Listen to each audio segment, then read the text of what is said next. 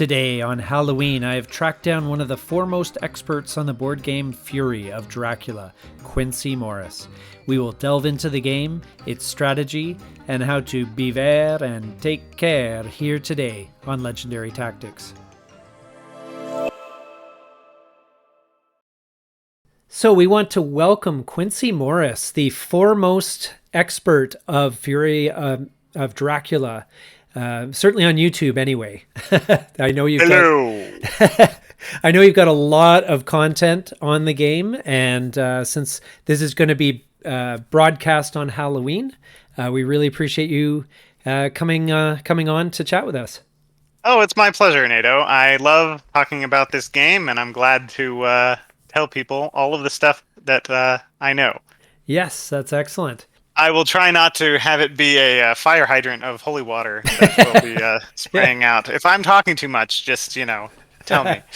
Hey, no, we're here to hear. We're here to get your insights, so that's no problem at all. So, what's your personal history with gaming in general, and Fury of Dracula in particular? Well, I got into real board games when I was about 10. An older friend of mine took me over to play Risk 2210, and I instantly fell in love with the game. And with, real good actual board games in general. And in about, I want to say 2009, I discovered Fury of Dracula 2nd edition. Yeah. And really liked it. I believe I was, that's right, I was playing as Lord Godalming, which is why that is my avatar on YouTube, is Yeah. the 2nd edition Lord Godalming image. And I had read Dracula beforehand, and it just immediately clicked with like, oh my gosh, the people who made this game really know the book. Like, really know the book. There's a bunch of really obscure characters in the book that are forefront in this game, and the feel of the book is in the game, and I really felt like I was Arthur Curry, Lord Godalming in the game, and that was really cool, because he's a really cool guy in the book, and all of the hunters are really cool, and the ability to play as them has always been really cool, but you can't play as Quincy Morris in the board game. Hence why I took on that mantle, so to speak, since I am Texan. Yeah, no, that's great. So you discovered, you started with 2nd edition then? Yeah. First edition is really hard to find. I have seen pictures of it. But and I know a little bit about it, but I'm by no means an expert and have not played 1st edition. Oh, okay. So what would you say is the reason for this game's long-standing appeal? Because I think the 1st edition came out in the mid-'80s, I think, didn't it? 1987, if I remember correctly. Yeah. And so what do you think is the secret of its success? Well, there's a few things. Personally, the reason why I like it so much is for the same reason that I really like Nemo's War, that it is a very faithful adaptation of the source material. And there aren't a whole lot of games that adapt classic literature. Yeah, that's true. That's kind of niche. And Dracula, even in specific, most vampire games are very generic, or have Dracula in the name but really have nothing to do with the book. Yeah. This game is really faithful to the book. Huh. Yeah, no, because even how it tends to come down to that final chase, as Dracula is kind of racing to the end almost, it has that sense of it. Yeah, and the whole feel of Dracula being very powerful in a 1v1 fight, but being a ambush predator, but not really a predator. The book really portrays vampires not as predators, but as scavengers, because that's what vampire bats are. Yeah. Against a big group of people who are equipped to take him down, he doesn't have a chance, and he's running away. Yeah. And specifically, the board game adapts well the last third of the book, where Dracula is definitely the person that's being hunted down by the vampire hunters, and there's this big epic chase across all of Europe where they're keeping track of train schedules, and getting reports on his ocean movement and doing hypnosis to try to figure out when he's at sea and hearing reports from their scouts, and then their scouts are getting tricked by Dracula's Sisgani goons, and they're having to deal with desecrated soil areas and fighting rats and all of the stuff that's in the board game. I mean, the board game doesn't need to be very creative because Bram Stoker did all that work for him. Yeah, no, but they were faithful to the story as it was told, which is, as you put it. I mean, you think about how many games are based on any sort of literature. It's you very know, rare. that is very rare. So you've played second, third, and fourth editions. What are the differences between them? So, third and fourth have very subtle difference. It's more of a fourth edition had a balance patch update. Mm-hmm. So most people and Board Game Geek justifiably refer to third and fourth as the same edition. Fourth is the superior edition. But so the big difference is between second and third and fourth. But let's start with first edition. So in first edition, there were only 3 hunters. Mina Harker wasn't a hunter. Oh, They didn't really have abilities for the hunters. There was just Van Helsing was better at fighting vampires. Lord Godalming was better at fighting Sisgani and just normal corporeal threats. And Seward was just as good at fighting them both. When a hunter died, they, I think, played as a vampire for Dracula and were permanently dead. wow. Which was again, I've never played first edition, but yeah, it was a big change. In second edition, they added Mina as a hunter. Yep. And they changed the victory condition, which is sort of a reoccurring theme that you'll see through some of the others, in that Dracula is trying to score vampires. And once he gets 6 vampires, he wins. Oh.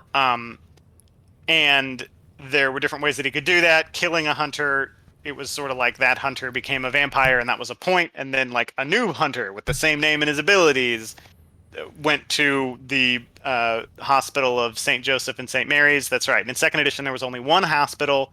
It was located near Sarajevo. In third and fourth edition, there were 3 hospitals. Oh, wow. And then there's a whole bunch of other changes between second edition and third edition. A lot of events were changed. The combat system was completely changed, sort of. It was still a rock, paper, scissors, lizard, Spock style game, with counters and lots of different interactions. In second edition, there was a dice roll, basically to determine whose card went off. Oh. Or to see who was winning the battle. I haven't played second edition in a long time, so I'll have to remember. And then there was also an initiative order, which dictated which one went off first. Wow. But you also were rolling a dice to determine, is Dracula winning this engagement or am I winning this engagement? But certain cards would like always not be very good, whether you win or lose. Planned ambush originally was a +1 modifier to your roll. So third edition, and there was a big demand for third edition because there were a bunch of rules questions. One theme throughout all of Fury of Dracula, even all the way up to the digital edition, is that the rules are really hard to understand, and there's a lot of things in the rules which aren't properly explained. Yes. And that, I think, tends to happen in hidden movement games. Anytime where one player has to keep track of everything and do all the rules for themselves and they can't really ask a question, there's just inherently going to be that problem. And so people asked for that in third edition. And instead, third edition was kind of an entirely new game. They took out basically all of the random elements. No more die rolls. Rail movement was also a die roll in second edition. Oh, wow. They made it be tickets, which introduced my favorite mechanic in Fury of Dracula, and one of my favorite mechanics in games, which I can talk about later when I get into hints. But yeah, they took out all the die rolls and gave the hunters a whole lot more power over their destiny. They changed damage at sea, and a whole bunch of events were changed. It and sounds like a system, completely different game. So in a lot of ways, it is a different game, but all of the same mechanics were covering the same kind of things. Yeah, combat was different, but it was still a rock, paper, scissors, lizard, Spock, where the hunters are trying to accumulate items to come up with a good attack plan. Yeah. In second edition, you when you fought like a Sisgani bodyguard, you actually had rounds of combat, and there were different types of bodyguards with like guns and rifles and knives, and Dracula was playing those. That was really interesting. Yeah. But it kind of bogged the game down, and there weren't really a whole lot of fights against vampires. So they sort of took the idea of you have to fight something that Dracula's leaving behind and just had it be, oh, well, we only do that for vampires, which streamlined the game, I think, in a lot of ways. I miss where there was an assassin that would pop up that would have a gun and a pistol and a knife, and then somebody had to fight them, and because in the book that was a thing. They had to fight just normal people as much as fighting Dracula. But this in second and third edition, it's sort of abstracted, where it's just damage and you reveal a weapon to reduce it. Yeah. And but it sounds like I have heard that second edition really did overstay its welcome though in gameplay. I don't know how long the games were, but it went really long for a couple reasons. The biggest one is ocean travel. When Dracula moved to sea in second edition, the clock stopped. Oh, and wow. Dracula took half as much damage. Yeah, so when Dracula moved at sea, time did not advance. Wow. So and some people criticize third and fourth edition for having the problem that Dracula can run out the clock at sea and just win. Mm-hmm. I would say that's only possible if Dracula has won on land in some significant way, unless he's gained such a huge lead that he can pull that off. Yeah. But it does happen. But yeah, second edition went a good hour or hour and a half longer than third and fourth edition. And the ocean travel was part of it. Also, there were cards like Evasion, which was a card that just let Dracula move anywhere. There was one copy of it in the deck, and the hunters kind of had to play their whole game around the idea that at some point in the game, Dracula is going to escape anywhere, and we either need to stop supplying to give him events and risk that happening, which was a completely legitimate strategy. Hold on to good luck, which in second edition could cancel everything. Or just hope that it comes out early and then find him again. And that was really randomy, and a lot of people didn't like it. And justifiably, it was taken out in third edition and fourth edition. Yeah. So with that card, Dracula could just pick up and move anywhere. It literally was Dracula moves to any space. Wow. Yeah. And what about the trail then? Would it remain? I guess it wouldn't matter if it remained because it didn't apply anymore. So I don't remember if it clears down. I don't think it clears down. I think it's just his next move. I think his current location might be cleared, and I'll have to. Yeah, that's it. Yeah, it's have been the game over on my shelf, but I'm not gonna. Yeah, that's okay. The effects of evasion. Yeah, no, that's good. So as you said, this is a game that. There's a surprising amount of rules to it. I mean, it's got a lot of depth and so forth, but there is a lot of very finicky rules, especially with the optional rules added in. So what tips would you have for a new player learning this game? For a new player, if they're getting in, I would say the first tip I would say is play the digital edition. It's so much easier, and the actual digital edition handles the rules for you so much better. Even if you plan to play the physical edition, play the digital edition. Yeah. Now, in terms of advice on strategy, I would give certain advice to hunters and certain advice to Dracula. My advice to hunters is day supply is the most powerful action in the game. Mm-hmm. Do it a whole lot. My second piece of advice is understand how horse economy works. Yeah. Well, that was actually my next question was, what are your top 3 strategy tips for the hunters then? Oh, okay. Yeah. Right. Yeah. So, like I said, with horse economy, day supply actions, and then my third piece of advice is get into fights with Dracula as a group, not 1v1, which was a big change from second edition. Mm-hmm. In second edition, the benefit from bringing multiple hunters into a fight wasn't that big of a deal. It was a very slight advantage, but 1v1 fights, hunters had a significant advantage in. And so in third edition, they reduced how powerful hunters were in 1v1s and increased how powerful they were in group fights, which put more emphasis on the movement part of the game, which is really important to understand. This is a movement management game as much as it's a deduction game. It's not enough to know where Dracula is. You have to be able to get to him with your events and horses and tickets. Yeah, and in force, not just sending Mina to Yes, fight him on her right. own. Yeah. If it's just one person who moves into Dracula's space, most of the time that's actually a win for Dracula, and Dracula's want to position themselves so that only one hunter moves into their space. Ah. Huh. So would that fall into your top strategy tips for Dracula? Like how do you go about maneuvering so that only one hunter would attack? So that's a pretty advanced technique. Yeah. This game is the kind of game you can put 20 years into and still figure stuff out Yeah. about. And so when I say advanced technique, yeah, I honestly don't try that if you're a new player. Yeah. In your first 50 games, I wouldn't suggest trying to do that. Except, well, when you're playing as Dracula, occasionally you want to be tricky. But my first piece of advice to hunter players who are new to playing Dracula is don't be smart. Every new Dracula player thinks, oh, I'm going to be clever. I'm going to be smart. I'm going to do something that they wouldn't expect. This game isn't really very much about doing something unexpected. It is to a degree, but a bad move that's unexpected is still a bad move. Yeah. For the most part. Just my little brother, who's really, really good at this game, says it's run, hide, fight. Those are your priorities. Your first priority is to run away. Yeah. Your second priority is to hide, which is to obfuscate, which is it's better basically for them to know where you are and be further away from them. For the most part, once you get into advanced stuff, then you can start mixing that up. And then when all else fails, you can fight. And my other piece of advice is wolf form in week 1. Wolf form early, wolf form often.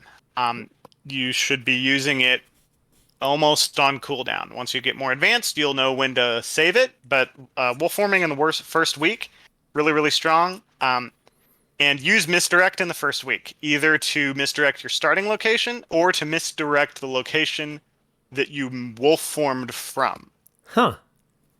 That will create basically 2 trails separated by 3 city spaces. That would be pretty. That'd be pretty weird as a hunter if the trail runs completely cold and you. Yes, yes, That's very. Yeah, that would often happen in second edition. Yeah. The second edition was more deductive and less resource management as third and fourth. Huh. No, that's really interesting because as you said, an unexpected move is a bad move is still a bad move. So yeah, it's for the more most part, yeah. Yeah, so it's more about just avoiding contact with the hunters, and even if it gives away kind of your general location or whatever. But Dracula still has to be tricky, though, right? To some degree. Sometimes, yeah. And but the thing is, because of how the game is set up, any move is going to be tricky because the hunters can't check every location. Yes.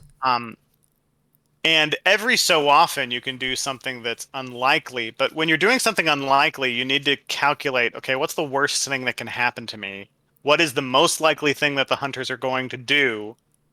And will that result in them finding me? And more importantly, and this is a really important thing, will it result in them finding me early in the turn? If Mina is the hunter who finds you, that's actually good. If Lord Godleming is the hunter who finds you, that may be the end of your game. Yeah. And that's why Speedy Telegraph is such a good card. All it does is it lets the hunters go in any order, and that is unimaginably powerful. Yeah.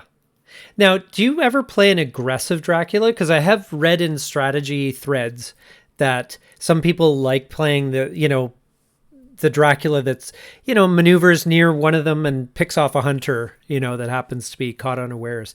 Is that a viable strategy? So I'll say this. Generally speaking, in Fury of Dracula, other than the first 4 or 5 moves, don't go into the game with a plan. This game, for hunters and for Dracula, is all about, and this is one of the reasons I love the game so much, it's all about adjusting your strategy based on the state of the board. Based on what events you have, where the hunters are positioned. If Lord Godleming himself moves into my space and the 3 other hunters are 3 or 4 spaces away, yes, I will be aggressive. I even had a game like this just a few days ago. Lord Godleming moves into my space, and we had a fight, and I was like, okay, I will feed and stay in place and fight Lord Godleming. Yeah. If other hunters had been around me, no, I wouldn't have done that. So as you get better at the game, you need to be able to be aggressive, but don't go into a game being like, oh, in this game, I want to be an aggressive Dracula, or in this game, I want to be an evasive Dracula. You have to match the board state. Hmm. Um, and you can be leaning one way or another, but don't you gotta adjust to what your opponents are doing. This game, absolutely, you don't exist in a vacuum. You can't just create what you want to do because the other team is going to be just beating you. If you are like, oh, I always throw down vampires early. Well, if the hunters all go for stakes early and are just killing your vampires early, that's probably not a good strategy. Yeah. Whereas if you think the hunters are holding on to a lot of stakes, maybe hold on to those vampires, and then you're forcing the hunters to be down an item while they're like, man, where are his vampires? Yeah. Huh. And then if the reverse is true, maybe do the reverse. Um, Having different strategies when you go in is really important in Fury of Dracula. Now, And that's especially true for playing as Dracula. yeah. Now you're also in you play this game a lot and you play it online and competitively, I assume. How like there's a meta for this game, I'm sure. And how has that changed over time? Where's it at right now? Do you find that's a factor in your when you play at the level you do? Yeah, that's really interesting. For the meta, I'll talk just about third and fourth edition because it Yeah. kind of is its own thing. Um, so in the before the digital version came out, people were afraid that the game was imbalanced in favor of Dracula. Huh. And part of the reason for that is that in second edition, the game was balanced in favor of the hunters. And so people really wanted third edition to to make the game more balanced and to make Dracula more balanced, which it did. But people were afraid that it was so much the case that you just couldn't win as hunters. And against a team of hunters, I would say maybe that's true. And most people played as teams. Once digital edition came out, and this is going to be me just bragging, but I'm going to do it anyway. Once people discovered how horse economy worked, and by people, I mean, actually, I believe it was my younger brother, John, who figured this out. The idea that you could manipulate the ticket deck in such a way to ensure that fast horses always gave you a 2 move, Yeah. that changed the meta significantly and gave a huge power boost to the hunters. In response to that, we started to see saboteur meta for Dracula, where you would throw down a vampire or a hoax as your first move, and then you would use a saboteur or a bats if you had one to protect that encounter, and you would misdirect your starting location. Huh. And so the hunters wouldn't have enough moves to get to that starting vampire to kill it Oh. unless they had forewarned, which was, very unlikely to have. Yeah. Then what happened to counter that is dog meta came up. So for most of the entire game, dogs was always a worthless card that people would always discard, and it was seen as on a similar tier with Garlic Grief. But when so many Draculas started using saboteurs to protect their vampires with rumor tokens on them, then people started taking dogs to take out those saboteurs. So much so that eventually the saboteur meta is like, people will still do it occasionally. It still happens. And now the meta is very interesting of, oh, do I think he's using a saboteur? Do I think he's wasting a really powerful card like bats early? And the problem with bats is that if one hunter moves in and gets ambushed by bats, then a second hunter can move in and take care of it. Whereas with saboteur, if one hunter moves in, the saboteur will delay them. And if the hunters don't have a gun, which is actually pretty common in the first week because you don't generally go for guns, then when the second hunter moves in to try to kill the vampire, the saboteur will also delay them. Currently in the meta, the new cutting edge meta of like the past 2 weeks is, and I call it cutting edge. I mean, this is what I'm doing. I don't know if other people will start emulating, but emulating me, but everybody emulated me on horse economy, so maybe they'll emulate me on this. And that's what I call the teen wolf strategy, and it's what I referred to as earlier. It's wolf forming in the first week, and then a variation on that, which I think is really, really powerful, is also what I referred to as the angsty teen wolf strategy, where you don't misdirect your starting location, which is actually huge. The meta forever was to misdirect your starting location, because why wouldn't you? The more people are playing, and Scott Sword has, I think, starting to become a proponent of this, that the problem with misdirecting your starting location is that it means that newspaper reports will reveal your encounter, and likely the hide card as well, because usually you move and then throw down an encounter and then you hide. And that's in a lot of ways worse. Huh. Than it revealing a location that has no encounter on it, and then all the hunters know is that the encounter that is threatening to mature is adjacent to that somewhere. So Yeah. people are starting to not misdirect their starting location, and I am using misdirect to misdirect a location that I wolf form from, which really obfuscates. Yeah. And that's what I would say the current meta is right now. But that's just because I'm being pompous and tooting my own horn. It's like, I declare as Quincy Morris that the meta is this, and that's just No, me being silly. I love it when games have that shifting meta, because a card like Dogs, for example, everyone hated it. They would have said, "Oh, just whatever, it's a piece of junk," and it becomes a key part of a counter for a particular style of play. And I love it when games have that interplay, because it means there's no bad cards. It really just is situational. Yeah, there are cards that are bad cards, but there are cards that people thought were bad that suddenly became good. Like Spy, for example, generally considered a trash card before Horse Economy was figured out. And now I think people consider Spy one of the best encounters. Like, it's not Fog, but I think it's maybe just below Bats in terms of how powerful Spy is. Yeah. Which is really crazy. Yeah. A lot of cards that people thought were bad, people are suddenly realizing are quite good. Yeah. It's funny because, I mean, I used to play a lot of Android Netrunner, and the meta would change because new cards were introduced. But this is using the existing card deck and everything, and being creative within the framework of a standalone, game. It's really really interesting. So, but nothing is perfect. And if anything, what is the one part of the game, let's say 4th edition, that you would improve, and how would you do it? So mechanically, I don't think I would change anything in terms of like the core mechanics. Mostly what I would suggest is changing individual cards, because there are actual cards that are near worthless. One of the examples is Blood Transfusion. I've played over 300 games. I have played Blood Transfusion 6 times. And Wow. I know that because I'm looking at my statistics right now to look at how many games I've played and how many times I've played Blood Transfusion, which is a really fun feature of the digital edition. Yeah. And all but maybe 2 of those were times when it didn't really matter. And there are other cards like that. Even after the idea that, dogs can be used to beat Saboteur, other than that, it's still pretty worthless, and so I would make changes to it. But that's like, if I get into individual cards I want to change, I'll be here all week. The one thing, if I could only change one thing, I would say I think Dark Call, Dracula's power to Dark Call, should draw the top card of the deck. And if it's a Hunter card, it's discarded, and if it's a Dracula card, it goes into Dracula's hand. Mm-hmm. I think there should be a way for Dracula to very slowly and at a high cost, Dark Call keeps you in place, doesn't place an encounter, and costs 2 damage, for Dracula to proactively get Dracula cards.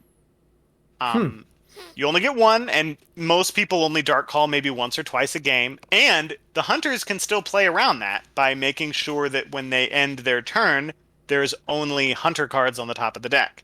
Mm-hmm. That's hard to do, but I think it would... Dark Call, I think, needs a little bit of a buff, and most games at high-level play, you never see a Dracula event. Yes. And that's kind of like, there's a lot of really interesting Dracula events, and some of them are really fun and change the game in fun ways. Yeah. But the Hunters play so that never happens, essentially. Right. They can completely avoid Dracula events. Second, part of the fun of 2nd edition is that basically in 2nd edition, there was only night supplies. Anytime the Hunters supplied, they always drew from the bottom of the deck. Dracula events weren't as powerful in 2nd edition because Dracula got more events. And both sides got nullifier, counterspell cards, basically, to counter an event. And you had to wait and be like, which one do we want to counter? Do we want to counter Devilish Power? Or Evasion might come out? Or when do we think Evasions come out? We can stop supplying. Do we want to use that counter now? most of that's gone in third edition because Dracula just doesn't get events. On average, he'll get, I think, one event a game. Sometimes Yeah. he'll get two or three. Most of the time he'll get none, and so it averages around one. And I Yeah. think the most repeating number is 0. And I think if Dark Call let you theoretically get maybe a Dracula event and maybe a second Dracula event, I don't think it would break the game. And personally, I think Dracula's a tiny bit underpowered at the highest level of play. Yeah. And it could use the buff. No, Other things, I think Blood Transfusion should score a point. I think Dog should let you move through fog. And I think Long on Night should be inherent to the rules, but that, I don't want to. There's a ton. I've actually done an entire video on what I would change. Yeah. It's like an hour long. So. Oh, jeez. Well, yeah, but it's all individual cards mostly. Yeah. Have you tried gaming that out on the cardboard, edition? Okay. All of this is theoretical, and I don't play the physical game anymore. Nobody in my area plays Fury of Dracula. It's why I was so happy Digital Edition came out. Yeah. And yeah. Well, and it's not only that, it's if you're playing on, locally or whatever, and you've played 300 games and they've played 5, then, I mean, you're going to win, 99% of the time anyway. So it's probably no fun to play you anyway. Yeah. This is definitely one of those games where it's like chess, where a chess master can beat new players basically every time. Now, it's not quite with chess because a chess master can beat a new player every single time. In this, it's more like, maybe 92% of the time can I beat a new player. Yeah. And if I'm playing Dracula, not as much. I'm actually not very good at Dracula and not as good as Hunters. Yeah. Well, you prefer the Hunters. New Hunters are some of the worst players ever, so even I can probably beat New Hunters as Dracula. Yeah. Well, I think there is a temptation. I know when I first came to the game, there's a temptation to play this game like Scotland Yard. Because I think that's the game that immediately comes to mind when you play your first game is you're just like, oh, this is just like Scotland Yard or, something along that line, but it's not. It's very different. Yeah, when I did my video on should you play Fury of Dracula, one of the first things I did is if you like Scotland Yard and Letters of Whitechapel, you'll probably not like Fury of Dracula. Yeah. Which maybe is hyperbolic, but it's basically just trying to illustrate that this is not Scotland Yard. This is a strategy game more than it is a deduction game. Yes. It's more of a like a combat military management game with really good fog of war. Mm-hmm. And honestly, I think more games should have fog of war. I think more games should have hidden movement because in real conflicts, you don't just know where all the enemy troops are. Fog of war is really interesting to me. It's why I like cards so much because that's a way of adding fog of war. You don't know what's in the other person's hand. But in this, you don't know where the other guy's troops are. Yeah. And that's I mean, Dracula knows where the hunter's troops are, but that's it. Yeah, and might have an idea of what cards they have, but right, but doesn't necessarily know. Yeah. Oh, that's good. And I assume you play other games outside of Fury of Dracula. What are your top 3 favorites outside of this? Yeah, my top 3, I would say Star Wars Rebellion definitely is my top 1. That game is, it is worth Disney buying Star Wars just so Star Wars Rebellion can exist. And that's all I'll say about that. That's high praise. It's absolutely excellent. And it's, again, for the same reasons I like Fury of Dracula. The whole hidden movement, strategy, military game with this deductive fog of war element in it. Yeah. That I just love. I also really love Twilight Imperium because it's a really well put together game that is big and epic, and it's one of those games where just every part of it is good. And then another game which I'll throw out, which nobody ever talks about or knows about, or has ever heard of, and every time I talk about it, nobody ever talks about it, so I'm going to take the opportunity to talk about it now, and that's Three Musketeers, The Queen's Pendant, which is an obscure dudes on a map dungeon crawler game, which is the best all versus one dungeon crawler. Really? Descent? No. Imperial Assault? No. Those are nothing compared to how good Three Musketeers, The Queen's Pendant is. Really? It's basically Fury of Dracula in reverse. Instead of the one person being the guy who's hiding, it's the 4 people, the 4 hunters, the Three Musketeers plus D'Artagnan, who are hiding to an extent. Yeah. And then the one guy who is Cardinal Richelieu and all of his various minions Yeah. are trying to hunt down and defeat the musketeer who has the pendant. And they can swap it between themselves. Like my younger brother William refers to it as the best adaptation of football out there. In Yeah. the sense that you're trying to push down the field to get to the end of the map Yeah. and fight your way through the defenders, and somebody has the ball. And it's like, man, William, that makes it sound way less cool than with like muskets and swords flashing and pistols firing and all of this stuff. It is absolutely excellent. Nobody talks about it, and it's a 45-minute dungeon crawler that is the best one that Yeah. there is. Have you covered this on your channel? No. Ah. I haven't really talked about it because it would involve like filming a physical board. Oh. And that would like people might actually see my face at that point, and who knows what can go on at that. And yeah, I really should though talk about it, man. If Nomad digitally adapted the Three Musketeers, the Queen's Pendant, I don't know what I would do. I'd be playing a lot less Fury of Dracula, I tell you that. Yeah. Well, put in the request.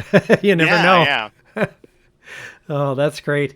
Yeah. So thank you so much for taking the time to chat with us and to go over your thoughts. And I'm going to put links to your channel in the description and maybe a card up above there. Oh yeah. Yeah. I should also my parents are going to get mad at me if I don't take this opportunity to mention the book that I wrote.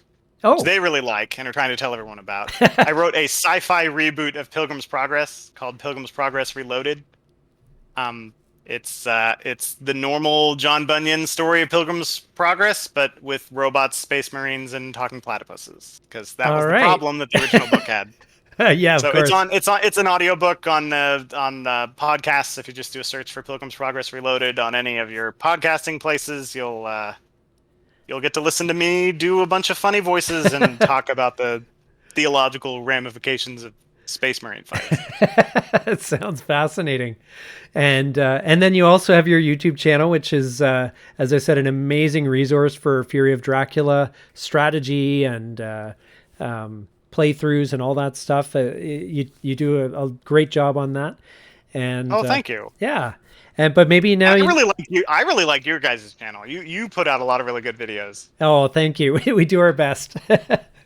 And I know I think I got you into one game, The Shores of Tripoli. I think that. Oh yeah, yeah. It was because of you I got Shores of Tripoli. Really like that game. That's really good. That one's a really fun game. I'm really glad that we gave that. You know, we took part in the tournament. Maybe if they have another tournament next year, you can join in. I'd love to take part in a Shores of Tripoli tournament. Yeah. Well, I'll let you know when the sign up happens. Great, let's do it. Yeah. All right. Well, again, thank you so much for taking the time to chat with us, and have a happy Halloween. Well, thank you, and have Godspeed.